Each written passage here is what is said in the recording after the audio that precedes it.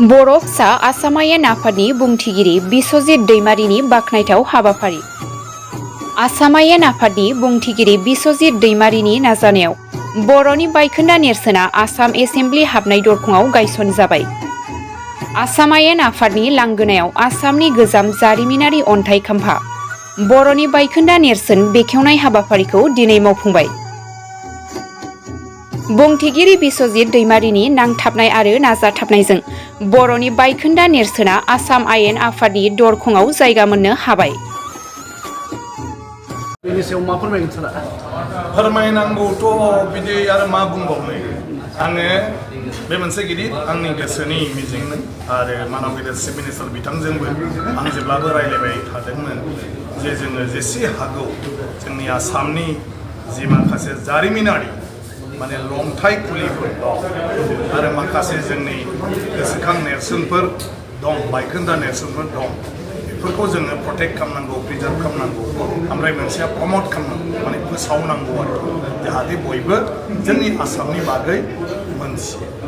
आरो जोङो जेब्लायबो खालि आहमनि पिरियडखौल' माने आसाम सरकारनि तरफनिफ्राय आसामनि जारिमिन हिसाबै बेखौ बुंबाय थानाय जायो, फोसावबाय थानाय जायो। नाथाय बिनि आगोलनिफ्रायनो जे आसामाव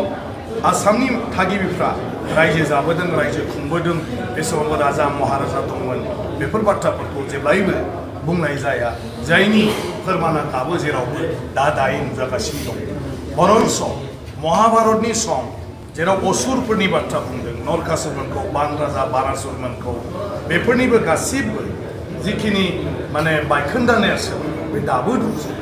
नाथाय बेफोरखौ माब्लाबाबो आसाम सरकारनिफ्राय माने रायखांनाय जाया, बिनि थाखाय जेबो राहा लानाय जाया। बेनिखायनो बेफोरखौ लायाब्ला जोङो आसाम हिसाबै आसामनि जि जारिमिनारि माखासे माने बाथ्राफोर बेखौ लानानै जों गोग्गानो हाया, मालायनि सिगाङाव जों दिन्थिनो हाया। आसामनि माने जिथु बिफाव महाभारत माने रामायणनि समावबो जोबोद गोख्रोंमोन। दिनै महाभारतनि जुदि खोथा बुङोब्ला बेवहाय आसामखौ नागारनानै माब्लाबाबो महाभारतनि बाथ्राया आबुं जाया। श्री कृष्णमोननि बाथ्रा जुदि बुङोब्ला नोङो दिनै नरकासुर, बानासुर, भगदत्त बिसोरनि बाथ्राखौ माने नोङो गारनानै श्री कृष्णनि जारिमिनानो जाया। दिनै भीष्म राजा बिनि फिसाजो रुक्मिणीखौ दिनै श्री कृष्णआ लांनानै जुलि लाहैदों। रुक्मिणीनि फिसौला अनिरुद्धआ फैनानै उषाजों मोजां मोनलायनायखौ लानानै बान राजाजों आरो श्री कृष्णजों दावहा जादों। बिनि उनाव बान राजानि हांख्रायनायाव शिबा तेजपुराव फैनानै श्री कृष्णजों बान राजाखौ रैखाथि होनानै दावहा नांदों, जाय दावहाखौ हरि हरनि दावहा होननानै महाभारतआव बुंदों, भागवत गीतायाव बुंदों, गिलु बालु दावहा। गतिके बे गासिबो बाथ्राया दिनै महाभारतआव जेसेबां इम्पर्टेन्ट मोनसे जाथाय बियो जोंनि आसामाव जादों। आरो बे असुर रायखसफोरखौ जोंनि फोलेर होननानै बुंदों जे बिनि फोलेरफ्रा बे किराति आरो किरातिया सोर? कसारिफोर आरो कसारिजों लोगोसे राय, लेम्बु, लेपचा, बै जे माने गरखानि माखासे ट्राइबेलफोर दं बिसोरखौ होनदों। मानो होननानै बुङोब्ला कस आरो कसारिफ्रा मोनसे समाव बे आसाम माने बोखावनाय गैयै आसाम, अखण्ड आसाम, महा आसाम, जेराव नोंनि नागालेण्ड, अरुणाचलफ्राबो मेघालयफ्राबो दंफायो आरो बिनिफ्राय लानानै दानि वेस्ट बेंगल, सिलिगुरि, कचबिहारनिफ्राय सिलिगुरिनिफ्राय नेपालनि दा बे बर'फोर रायजो जानाय जायगाया मेसेफोर थानाया बे गासै एलेकासिम कस आरो कसारिफ्रानो रायजो खुंदोंमोन आरो कसानो कसारि, कसारिया कस, बेनि उनाव कसा एसे उनावहाय एखे जोबगोन आरोखि बेफोरो। दा ओंखायनो बेफोर गासिबो जि जारिमिनारि बाथ्रा बे बाथ्राफोरखौ दिनै रावबो रायखांनो नागिरा। ओंखायनो आसाम आयेन आफादाव जेब्ला बे आसाम आयेन आफादनि नैबे नमा न'खौ जोङो बा एसेम्बलि हलखौ जेब्ला जोङो माने लुफुंनायनि थांखि लायो, आं लोगो लोगो बेवहाय बे गेटआव बे डिमापुरनि बायखोन्दा नेरसोन आरो बेनिफ्राय कामाख्यानि जि आर'नाइ आगरनि मोनसे खुन्था बायनाय दं, बेनि जि मोनसे सिन बे सिनखौ नेरसोनखौ बेवहाय मोनसे माने खुन्था बानायनानै अन्थाइनि खुन्था बानायनानै फसंनानै दोननो होननानै आं सानदोंमोन बेनिफ्राय एसेम्ब्लिनि जिथु जोंनि कनस्ट्राक्सन कमिटि बेवहाय आङो बे डिजाइनखौ होनानै बेवहाय एप्रुभ खालामनानै लादोंमोन आरो बेनि उनाव बे दायित्वखौ कमल गयारी बिथांमोन जोंनि स्काल्पचार आर्टिस्ट बेनो दायित्व होनानै राजस्थानाव अन्थाइजों आङो दानहोदोंमोन आरो ओमफ्राय दाननानै बे हिसाबै बेखौ हानानै दिनै लाबोनानै गायसननाय जाबाय आरो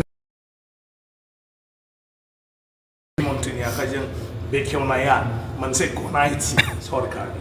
आरो आं जुदि बुंथिगिरि हिसाबै बेखेवोमोनब्ला अब्ला बियो आंनि माने स्पिकारनिसो बाथ्रा जानानै थागौमोन आरो नाथाय दिनै गिबि मन्थ्रिनि आखाइजों बेखेवजानाय लोगो लोगो बियो सरकारि भाबै बयजोंबो गनायथिनाय जाहैबाय दा बिनि गेजेरजों दिनै बेवहाय मोननै नेरसोन मोनसेया जाहैबाय कामाख्यानि जेराव नरकासुरा फुजा खालामदोंमोन बिनि मोनसे स्ट्राक्चार आरो मोनसेया जाहैबाय कसारिफोरनि जेराव बर' डिमासा गासिबो दा जोंनि गेजेराव मालाबा मालाबा दावराव जानो नागिरो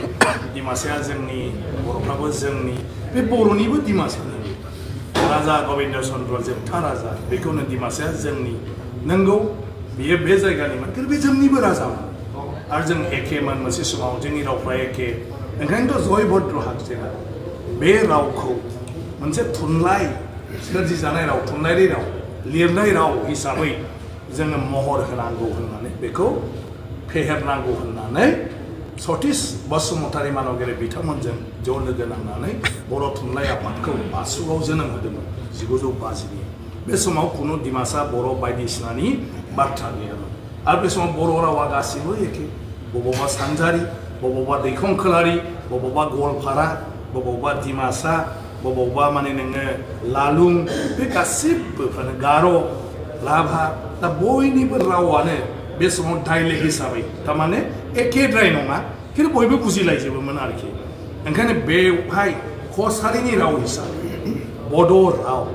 बड'आ जाहैबाय बयखौबो बोजोंबा बड' माने बर' नङा बर'फ्राबो बांद्राय दुगा खालामनानै बड'खौ गावल' होननानै बुंनो नागिरो बर' माने बड' नङा बड' माने कसारिल' नङा त्रिपुरानि जि बर'फोर खम बर' रायलायग्रा बिसोरबो बड' ग्रुप्स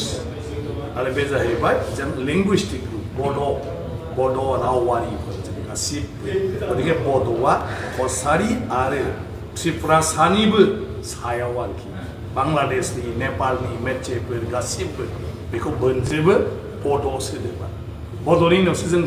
कसारि त्रिपुरासा बेबायदि जाफैदों आरो कसारिनि उनावसो त्रिपुरासानि उनावसो जोङो सोरबा रियां जामाथिया बेबायदिनो बर' गार' डिमासा बेबायदि जोङो ट्राइब्स जाफैदों आरो फैयै फैयै बर' आरो राभानिफ्राय दिनै माखासे सर'निया जोनोम मोनदों कसारि हिसाबै जों बेखौ लादों बै समाव नाथाय कसारिनि सायावबो जोंहा मा दं किराति माने जोंनि बान राजा खौबो किराति होननाय जायो आरो बे समनि किराति हारिया जाहैबाय खालि कसारिफोरल' नङा राय लेम्बु लेप्सा गरखानि बे माखासे ट्राइब्सफ्राबो किराति नेपालाव बिसोरनि जि जारिमिन बे जारिमिननि बिखायाव बिनि जि राय लेम्बु लेप्साफोर बिसोरनि किराति फिसा किरातिनि जारिमिन दं आरो बे किरातिनि नेपालनि जारिमिनाव किरातिफ्रा सोर सोर होननायाव बेवहाय किरातिफ्रा राय लेम्बु लेप्साजों लोगोसे बे दानि कसारिफोर बेखौ बे जारिमिनाव दं नेपालनि जारिमिनाव आरो बे कसारिफोरनि माने किरातिफोरनि गोग्गाथाव जोहोलावफ्रा सोर सोरमोन बे जाबाय भगदत्त नरकासुर आरो बानासुर दा बेबायदि आरो न' दाउट जोंनि महाभारतआव बिसोरनि थैनायनि जाहोनफोरखौ बिसोरनि माखासे गाज्रि खामानि गाज्रि आखु सोरखौबा खस्थ' होनाय बेखौ दिन्थियो बेबायदियाथ' फाबा मालाबा सब समाजावनो जायो आरोखि नाथाय बेथ' सैथो बाथ्रा जे बिसोरो जोंनि बिर जोहोलावमोन आरो बे गासिबो आरो बिनिनो दिनै आसामाव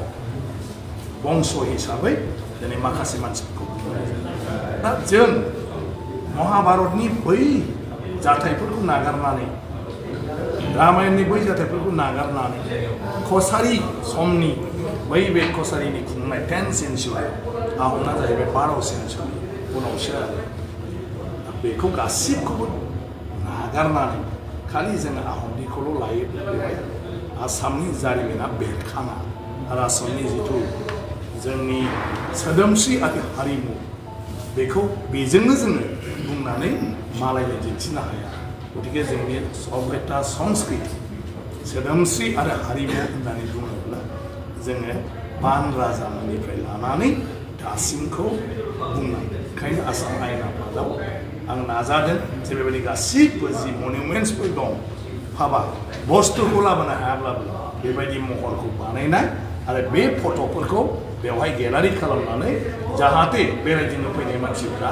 आसाम आयेन आफादाव फैयोब्लानो गासै आसामनि जारिमिनखौ रामायण महाभारतनिफ्राय कसारीनिफ्राय आहमनिफ्राय आथिखालसिम बिभिन्न जि जोंनि गुबुन गुबुन जाथिफोर दं बे जाथिफोरनि खिलन्जिया जायखौ बुङो इन्डिजिनियास बिसोरनि कालसारफोरखौ जाहाथे बेयाव नुदाबो बेयाव नुदों नोंसोर मावोब्ला मिसिंनि दं डिमासानि दं गासिबनोबो बेवहाय दंजोबो आरोखि ओंखायनो दिनै गिदिर मोनसे खामानि जि जादों बे जों बर'फोरल' गोग्गानायनि बाथ्रा नङा कसारियाल' गोग्गानायनि बाथ्रा नङा आसाम हिसाबै आसामनि मानसिफ्रा बेखौ लानानै जों गोग्गानांगौ बे जों बयनिबो बे समाव नुनो मोन्दों दंमोन जारिमिना बुंदोंमोन बेबायदि मोनसेजों जों मिथिनो हादों जे डिमापुराव बायखोन्दा माखासे नेरसोनफोर दङ नाथायबा बिनि प्रिजार्भेसनखौ जोंनि बर'फोरा सानखांनाय नोंथांनि सानखांनानै बे आसाम आयेन आफादखौ दा बेवहाय जोंहा गोबां मावनांगौ दं बे जाबाय माने आर्किअलजिकेल माने सार्भे अफ इन्डिया डिपार्टमेन्टनिफ्राय मिनिस्ट्रिनिफ्राय बेफोरखौ प्रटेक्ट खालामनानै दोनदों अदेबानि जायगाखौसो प्रटेक्ट खालामदों बुस्थुआ धंस जानो थांनायखौ प्रटेक्ट खालामनो नाजायाखै आं दा बेखौ गिबि मन्थ्रि बिथांजों रायज्लायबाय थादों जे जोङो जोंनि आसामनि जिथु इन्डिजिनियास ट्राइबेल हेरिटेज कालचार दं आर्किअलजिकेल डिपार्टमेन्ट दं बेनि गेजेरजों जोङो इन्डियानि माने आर्किअलजिकेल माने सार्भे अफ इन्डिया बे जिथु डिपार्टमेन्ट दं कालचार मिनिस्ट्रिनि आन्दाराव बिसोरजों रायज्लायनानै जोङो बेफोरखौ डेभेलप खालामनाय बेफोरखौ जोङो रिकनस्ट्राक्सन खालामनाय आरो बेफोरखौ एखे रोखोमनि जोङो मोनसे मडेल बानायनानै माने बे बुस्थुखौ बयबो मोनथिनाय रोखोमनि जों डिसप्ले खालामनो हायो नामा बेफोरखौ जोङो दा चिफ मिनिस्टारा खुब पजिटिभ नाथाय बिथाङाबो मानसि गैया नालाय मावग्रा गतिके ओंखायनो आं सानो जों बेखौ दा लासै लासै मावनो हाजोबगोन